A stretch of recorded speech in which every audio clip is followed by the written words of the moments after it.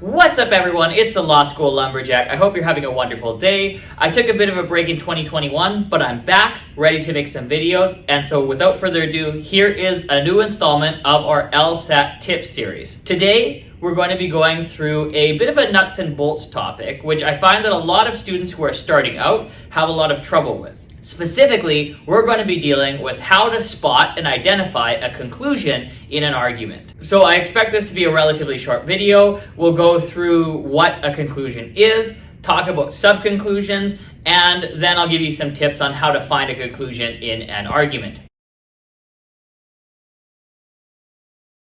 One thing you might be asking is, well, why is this important? Although there are questions in the LSAT that specifically ask you to find what the conclusion is or identify the conclusion, they're not very common.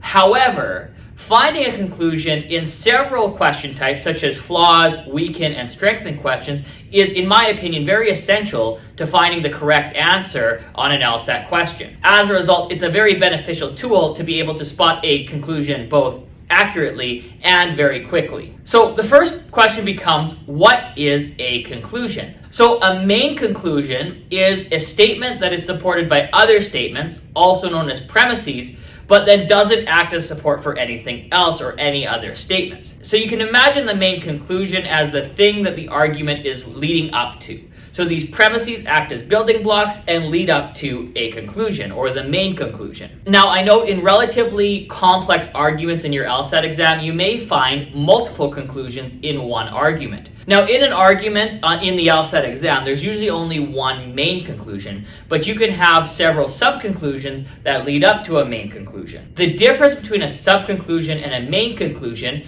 is that while a main conclusion doesn't act as support for anything, a sub-conclusion basically acts as support generally for the main conclusion. So a sub-conclusion is a statement that is supported by other statements, known as premises, but in and of itself acts as support for basically the main conclusion. So you can imagine the building blocks. You've got the premises that lead to a sub-conclusion, and that sub-conclusion, with likely another premise, leads to the main conclusion.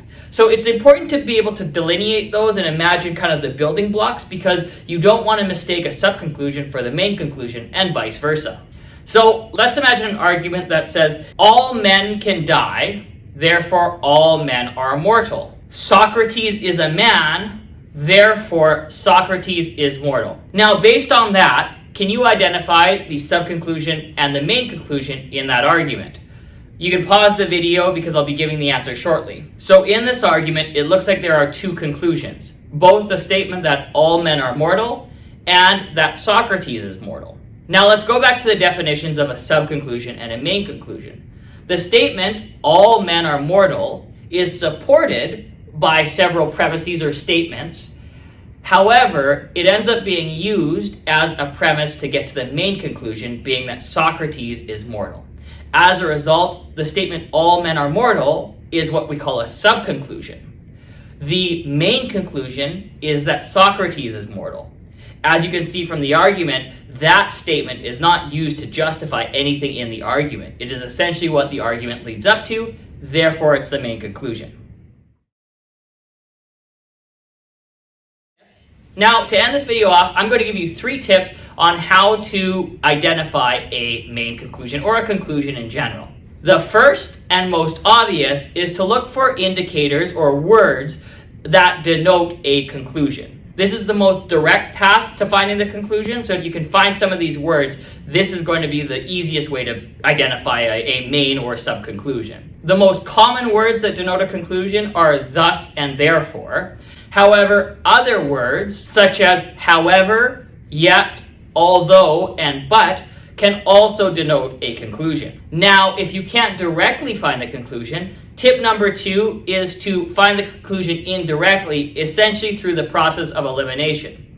This is done by looking for words that denote a premise. Words that denote a premise or support include the words because, since, and for.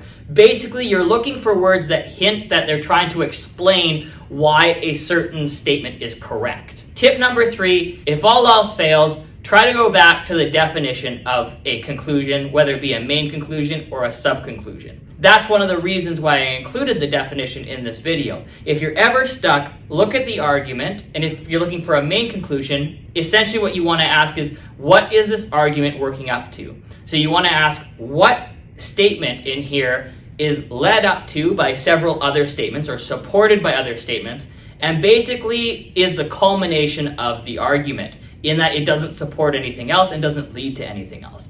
By doing that, if you can't find any indicator words, that will hopefully help you to find the conclusion. I hope this video was helpful. If it was, I'd really appreciate it if you could like and subscribe. Thank you very much. Take care. Have a wonderful evening.